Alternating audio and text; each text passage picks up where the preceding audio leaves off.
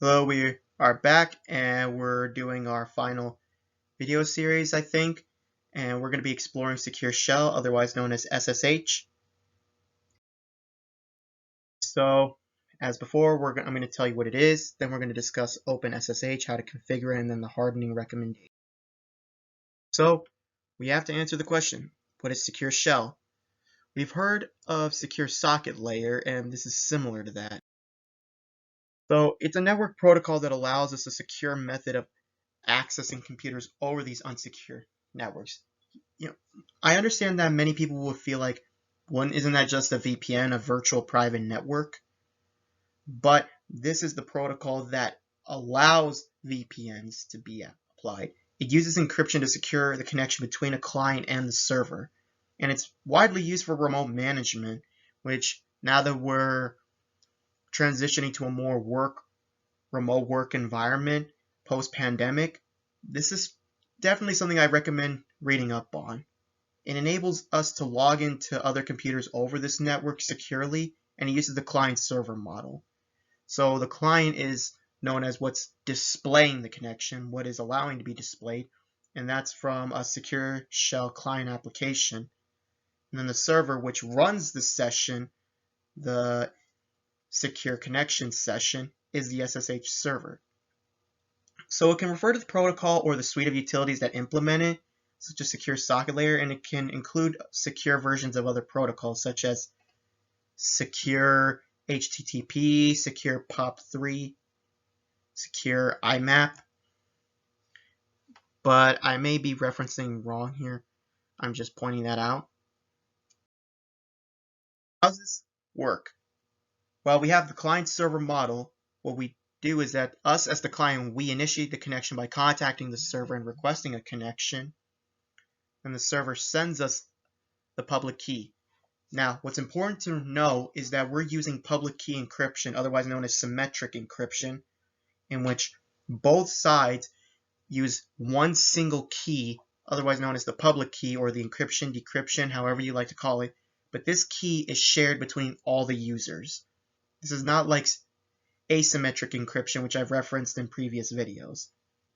Anyways, the public key is given to the client, then we negotiate the parameters and open the secure channel.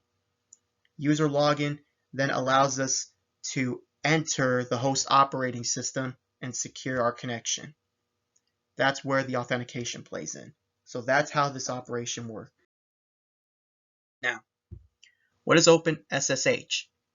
It's a tool that allows us to apply remote connectivity between the host and client via the protocol. So the protocol is its own thing, but OpenSSH is a tool in which we can use to apply that protocol to an actual system.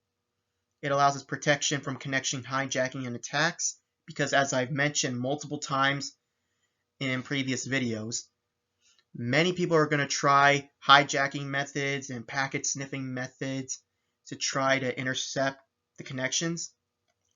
SSH is what protects us from that. And we use different authentication methods such as the SSH2 method to create hashes, the MD5 hashes, or the AES encryption. So what is this result? What this results is that every interaction between the server and client is encrypted, so that even if an attacker intercepts the connection, that data is useless without the decryption key. So this is definitely a very useful tool to know and use.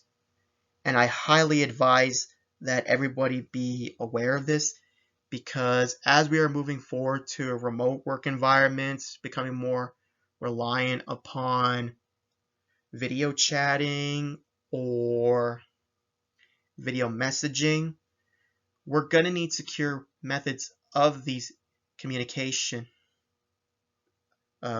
protocols and platforms that allow us to have these conversations without fear of any data being stolen or intercepted while we're securing the connection.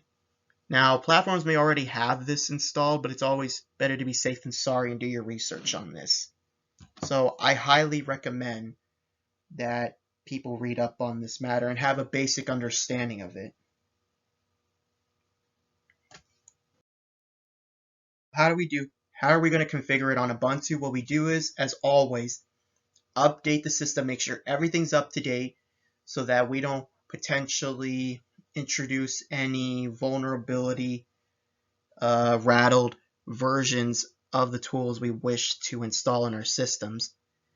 Then with the second Linux command below, it allows us to install both the server and the client. This ensures that the latest Open SSH version is added. Then we check the status with the Linux command provided below, and it double checks that the SSH service is running, that it's operational, and we're enabling it to start on system boot. And we need to make sure that the port that runs the protocol is running, which in this case is port 22.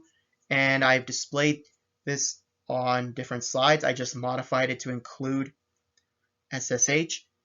Make sure that you have this IP table rule saved in your files. It's going to help you, I promise. How do I suggest that we harden the program? We disable empty passwords. That's right. You heard me.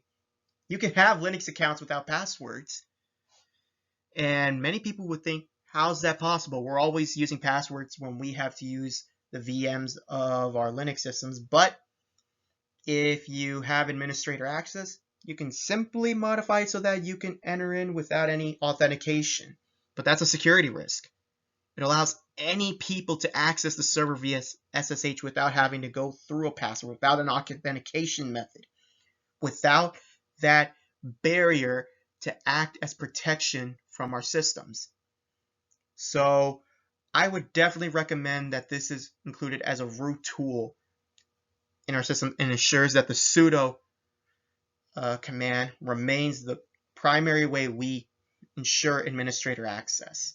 So navigate to the file that I described below and add in the rule, permit empty passwords, no.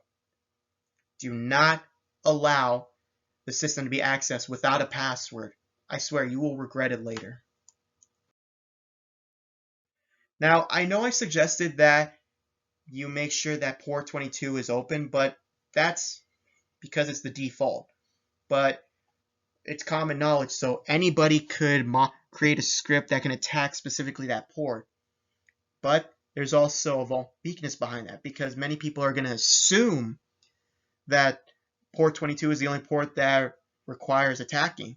So they don't even bother examining if there are any other ports worthy of intercepting. So changing ports can reduce the number of those amateur attacks, but I highly recommend that you have the port number that you use saved in some like written format or in a format in which you can remember, or you have it memorized, or you may just be cutting yourself off from your own servers and creating another set of headaches. So I listed a port below to recommend, but that's because this is what I was given from my resources. So I would definitely suggest doing more research on this, understanding which ports are the best before you do this.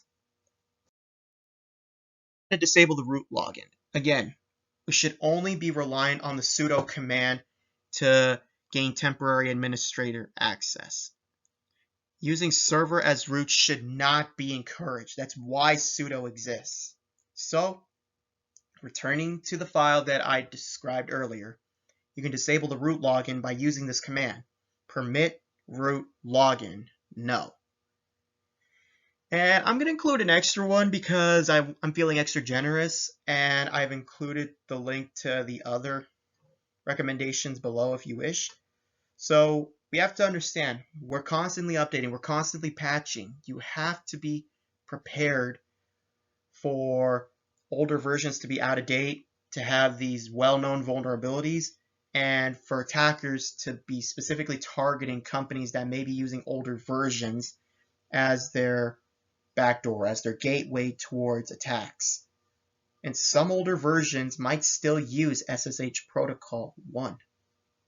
Ensure that at least Protocol 2 is installed.